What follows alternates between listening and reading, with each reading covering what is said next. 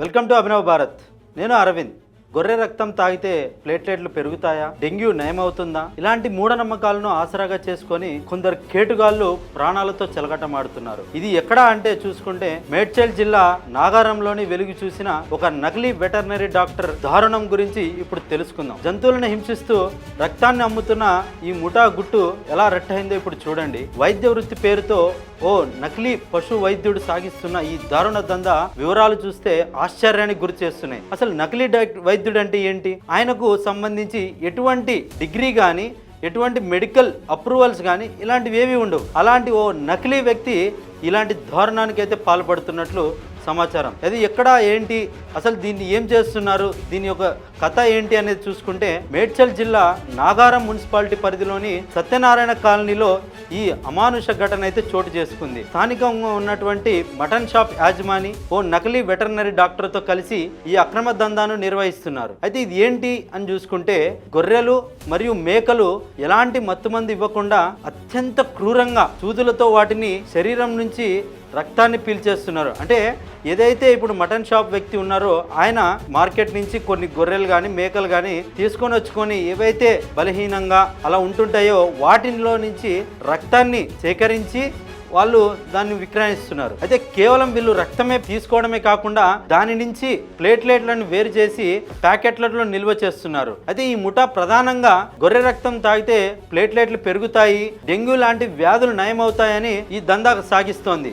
అయితే ఈ అక్రమ వ్యాపారంపై సమాచారం అందుకున్నటువంటి పోలీసులు ఆ కేంద్రంపై మెరుపు దాడి చేశారు. ఈ దాడిలో దాదాపుగా అప్పటికప్పుడు ఏకంగా 150 నుంచి 180 ప్యాకెట్ల దాకా స్వాధీనం చేసుకున్నారు. అయితే ఈ ముఠా సభ్యులు అడ్డగోలుగా రక్తాన్ని తీయడం వల్ల ఆ మూగ జీవాలు తీవ్ర రక్తహీనతకు గురై 1-2 రోజుల్లోనే ప్రాణాలు కోల్పోతున్నాయని అధికారులు గుర్తించారు. అంతే కదా, ఇప్పుడు మన శరీరంలోనే రక్తం లేకపోతే మనం ఎలా అయిపోతాం, మనం నడవగలమా, అసలు మన బాడీలో ఏదైనా ఫంక్షనాలిటీ జరుగుతుందా, జరగదు.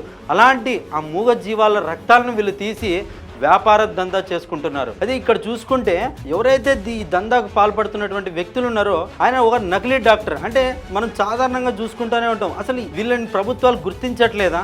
ఇంత పెద్ద రీతిన ఒక మూగ జీవాలపైనే కాదు, దాదాపు ఇప్పుడు వెటర్నరీ డాక్టర్లే కాదు, సాధారణమైనటువంటి ఎంబీబీఎస్ డాక్టర్లు కూడా నకిలీగా అనేక చోట్ల పట్టుబడుతూనే ఉన్నారు. అసలు ఇటువంటి వారిపైన కఠినమైనటువంటి చర్యలు ప్రభుత్వానికి దృష్టి పెట్టాలి. ఎందుకంటే చాలా ప్రాణాంతకమైనటువంటి ఈ యొక్క దందాలు ఇవి. ఎందుకంటే ప్రాణానికి చాలా ప్రమాదం. ఇప్పుడు ఇలా రక్తాన్ని సేకరించి ఈ రక్తాన్ని వాళ్ళు ఏం చేస్తున్నారు, ఈ రక్తాన్ని కేవలం స్థానికంగానే కాకుండా పొరుగు రాష్ట్రాలైనటువంటి కర్ణాటక, మహారాష్ట్రలో కూడా సరఫరా చేస్తున్నట్లు పోలీసులు అనుమానిస్తున్నారు. అంటే వీళ్ళు ఏం చేస్తున్నారంటే వాళ్ళు ఈ రక్తాన్ని సేకరించి వారు ఇతర రాష్ట్రాలకు అమ్ముతున్నారు. ఇంకొకటి ప్రధానంగా చూసుకుంటే ఇక్కడ ఆ రక్తం ఏదైతే ప్యాకెట్స్ ఏవైతే అక్కడ దొరికినాయో ఆ ప్యాకెట్స్ పైన స్టిక్కర్స్ ఏమున్నాయి తెలుసా? Human blood. అంటే ఏంటి, హ్యూమన్ సంబంధించినటువంటి బ్లడ్ అనే విధంగా వాళ్ళు స్టిక్కర్స్ వేసి దీన్ని సరఫరా చేస్తున్నట్లుగా మనకు తెలుస్తుంది. అంటే ఏంటి, దీన్ని హ్యూమన్ బ్లడ్గా పెట్టేసి అంటే ఫ్యూచర్లో ఎక్కడైనా కూడా దీన్ని సరఫరా చేసేసుకొని మానవ శరీరాల్లోకి ఇది ఎక్కించాలనేటువంటి ప్రయత్నం అయితే జరుగుతున్నట్లుగా మనకు తెలుస్తూ ఉంది. అసలు ఎలా వీళ్ళు దీన్ని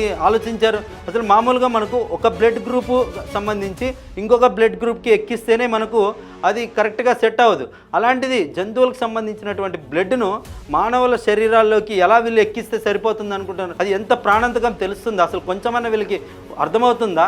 సో మీరు చూసుకుంటే వీళ్ళు తమ స్వార్థం కోసం బతికున్నటువంటి జంతువులను ఇలా హింసించడం చట్టరీత్యా ఖచ్చితంగానేటువంటి తీవ్రమైన నేరం ఇది. ఈ రక్తాన్ని దాని నుంచి తీసిన ప్లేట్లెట్లను కొన్ని రకాల వ్యాధులకు మందుగా నమ్మించి ఇతర రాష్ట్రాలకు అధిక ధరలకు అమ్ముతున్నట్లు పోలీసుల విచారణలో తేలింది. చూసారా, అంటే మనం సాధారణంగా చూసుకుంటా ఉంటాం, అంటే బయట ఎవరైనా డాక్టర్ అనే పేరుతో ఏదైనా చెప్తే మనం ఈజీగా నమ్మేస్తాం. అలాంటి దాన్ని వీరు ఆసరాగా తీసుకొని ఇలాంటి దందాలు అయితే చేస్తున్నారు. అయితే జంతువుల రక్తం తాగితే వ్యాధులు నయమవుతాడం అనేటువంటిది ఎలాంటి శాస్త్రీయ ఆధారం కూడా లేదు, ఎక్కడ కూడా లేదు. అసలు వాస్తవికంగా చెప్పాలంటే మానవుల బ్లడ్ ఒక గ్రూప్ సంబంధించి ఆ గ్రూప్ మాత్రమే కొన్ని సందర్భాల్లో సెట్ అవుతుంది, కొన్ని సందర్భాల్లో సెట్ అవుతుంది. అలాంటిది జంతువుల రక్తం ద్వారా మానవ శరీరాలకి ఎలా యూజ్ అవుతుంది అనుకుంటున్నారు? ఇంకొకటి చూసుకుంటే మనకు చాలా అటువంటి డిసీజులు కొన్ని జంతువుల నుంచి కూడా మనకు వ్యాపిస్తూ ఉంటాయి. అలాంటి జంతువుల రక్తాన్ని మానవ శరీరంలోకి వచ్చినప్పుడు ఇంకెంత దాని ఇంపాక్ట్ ఉంటుందో ఒకసారి మీరే ఆలోచించండి.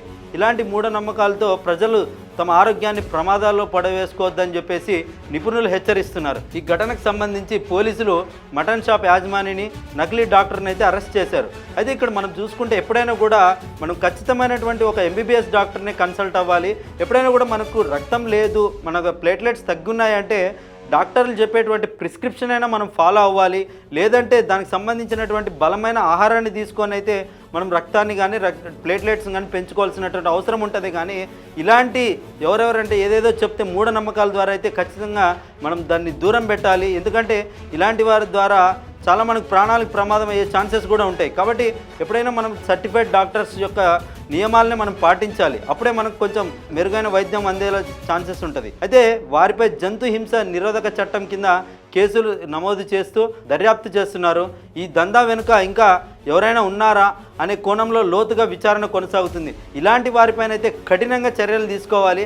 అదేవిధంగా ఇటువంటి సమస్యలు కానీ ఇటువంటి దందాలు మీ చుట్టూ పరిసర ప్రాంతాల్లో ఎక్కడైనా జరుగుతున్నట్లయితే మీరు కామెంట్ రూపంలో తెలియజేయండి. దాని గురించి కూడా ఖచ్చితంగా మనం వీడియో చేసి ప్రభుత్వాలను వాళ్ళు పట్టించే ప్రయత్నం అయితే చేద్దాం. Thank you.